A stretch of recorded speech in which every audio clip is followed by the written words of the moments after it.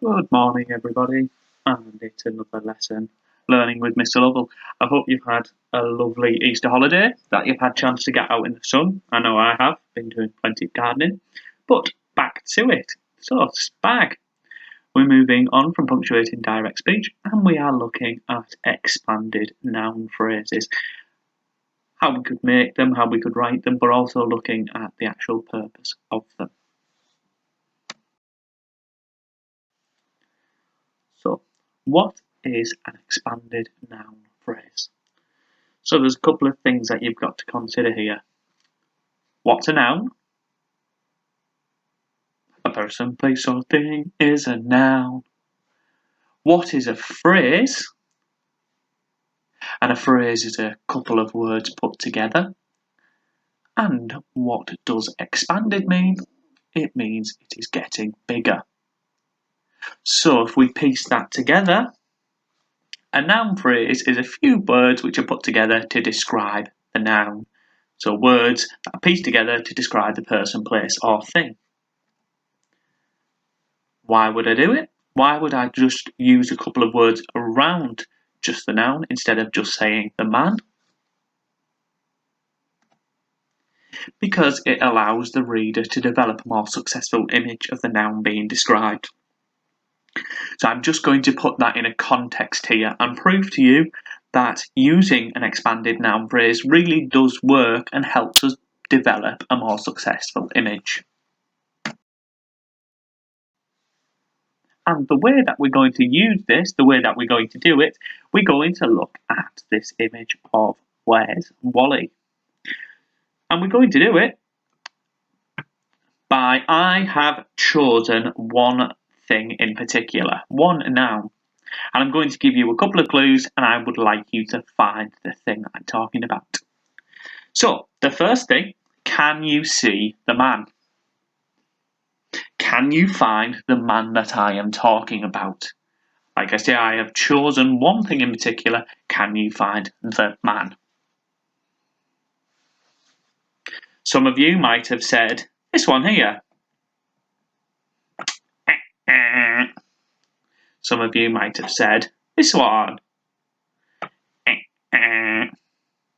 This one. Still wrong. It could be this one, but it's not. So the point I'm trying to make here is this is not specific enough. There's lots of possibilities and you can't find the one I'm talking about. So I'm going to start adding things in to make it a noun phrase. Can you see the very old man? And again, it could be this one here, because this man looks quite old, but it's not him. It could be, let's look for some other old man. I'm saying this man is very old, but it's not him. It could be this one here, but it's not him. Could be him, but it's not. Could be him, but it's not. So again, it's still not specific enough. There's still lots of possibilities.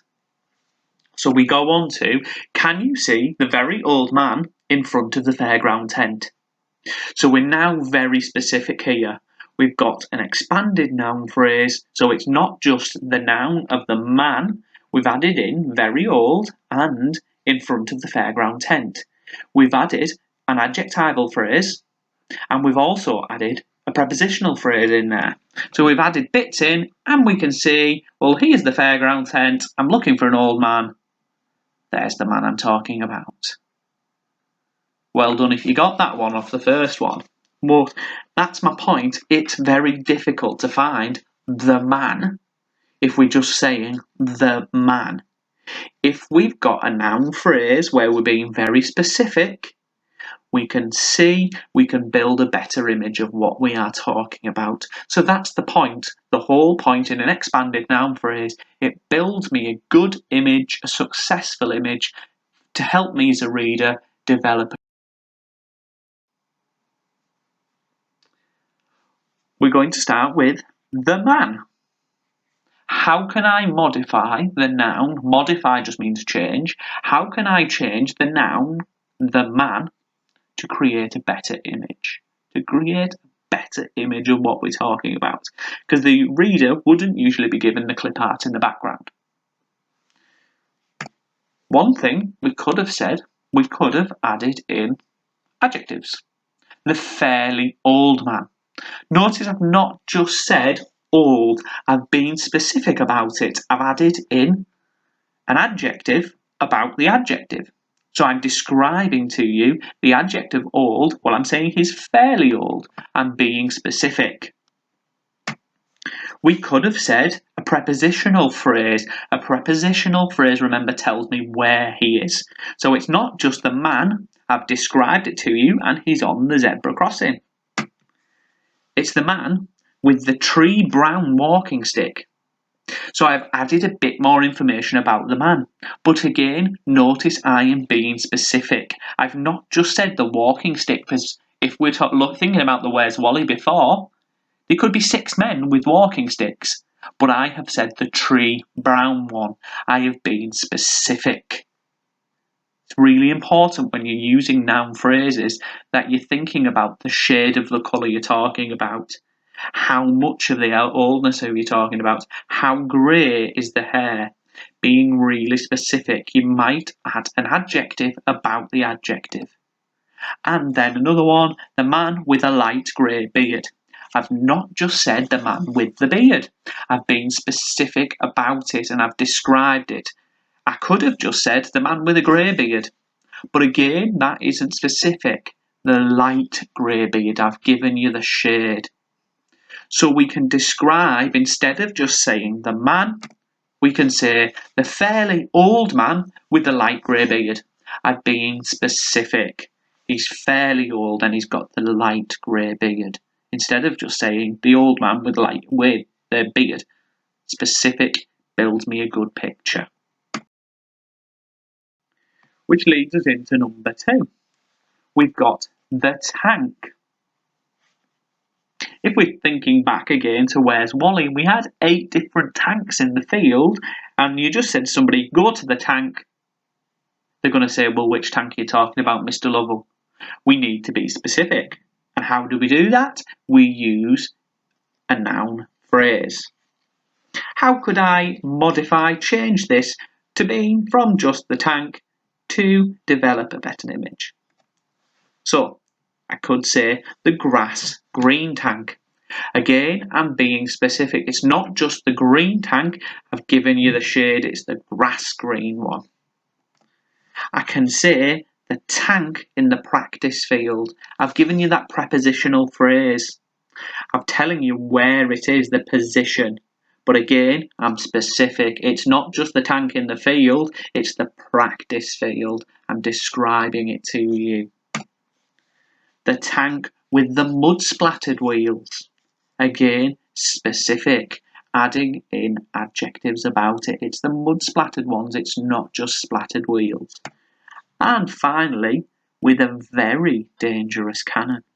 It's not just a dangerous cannon, it's telling you how dangerous. It's giving you that shade of meaning. A very dangerous tank. A very dangerous cannon. Specific. So I've gone from saying just the tank, and it's the grass green tank with the mud splattered wheels. I can really choose out now in that field, that's the one you mean, Mr. Lovell, instead of just saying the tank. Number 3, we've got the bear. But if we're looking at the picture there, there's 1, 2, 3, 4, 5 different bears I could choose from. Difficult. We've got to use an expanded noun phrase to be specific and really choose out which bear we're talking about. I can do this by adding adjectival phrases in there. The bright orange bear. I'm specific, it's a bright orange one, it's not just an orange bear. I've added in a prepositional phrase. It's in the big sea blue house. And again, notice I'm being specific about the house. I'm really describing the house to you to help you build that image. It's not just in the house, it's the big sea blue house. Shade of blue. When you're using these, you really need to be specific and think about what shade is it, how big is it, What type of thing is it? I could have said with the friendly smile. Instead of just saying the bear with the smile, I'm choosing to say it's a friendly smile.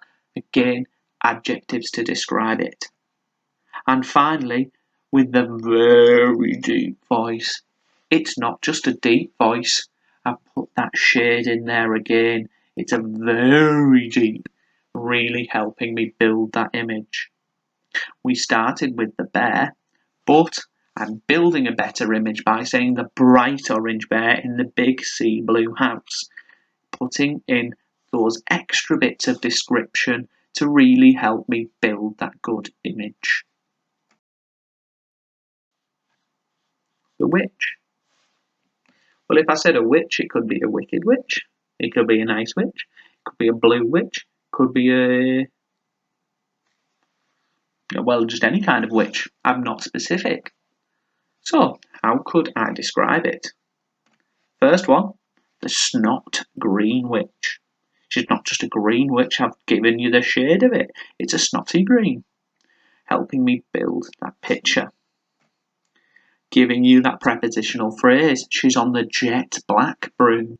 Again, I've given you that adjective, but then I've been specific about that adjective and I've given you the shade of the colour. So she's got that prepositional phrase of where she is. She's on the broom, but then I've described the broom and it's a jet black one. The witch who had no teeth. I've given you a little bit of extra information about this witch. She had no teeth. You can choose, you can build this image. She's got no teeth, she's toothless. And then finally, the witch with 3 big warts. I'm describing those warts to you, and they are big warts, helping me build these images through use of adjectives. So we've gone from just having the witch, and it is the snot green witch on the jet black broom. So to sum it up, what can I use for an effective expanded noun phrase? The first thing that you are going to put in is adjectives. And like I've said the whole way through, you really need to make sure you are specific. If you're using a colour, what shade is it? Is it jet black rather than just black? You can also use a prepositional phrase. Where is the character in relation to other things? So we think back to just the witch. She's on the jet black broom. I'm telling you, this is where the character is. Help me pick it out. Thinking back to the Where's Wally picture at the very beginning, it's in front of the circus tent. It helps me pick out where these things are. Specific characteristics, so that's specific things about that character that sets them apart from other ones. So you might have the 2 bears, if we're looking at the bear in the big blue house picture, and there was lots of bears, but the one we were talking about, it was the one with the big smile. That was the one we wanted. So it's specific characteristics because none of the other ones had the big smile. So it helps me pick them out.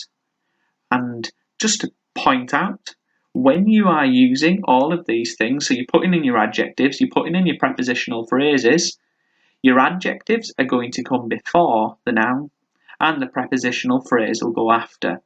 So the order you're going to have it is adjective, A, D, J, then your noun, then your preposition. Adjectives, noun, prepositional phrase. The snot green witch on the jet black broom. The snot green is your adjectives. Witch is your noun. On the jet black broom tells me the prepositional phrase of where she is. Add a sheet list to help you choose and produce a very good expanded noun phrase, which are very specific. So all the way through, we've been talking about the shades, the colours. Is it a bright colour? Is it a dark colour? Is it a snotty colour? Is it a mud colour? Is it a jet black? So what's the shade of it? That's going to help you with the colours. And then we're talking about kind of sizes, how much of it you've got. Is it very big, extremely big, slightly old, mostly green, partly blue, fairly old. How much of it is it? Rather than just saying it's old, well, how old is it? It's fat. Well, how fat is it?